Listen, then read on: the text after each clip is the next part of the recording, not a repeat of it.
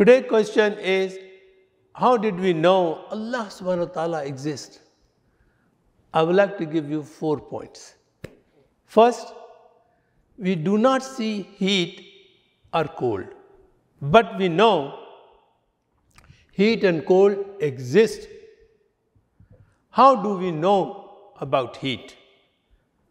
By feeling, by touching, getting our hands and body parts burned out. Similarly, when we ponder and think about the things around us, for example, who has created the solar system? Who has created the sky without any supporting pillar?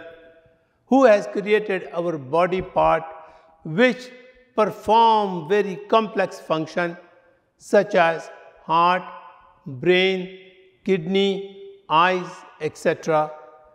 By examining and feeling the creations of Allah, we learn and we commit ourselves and we get the confidence that Allah exists.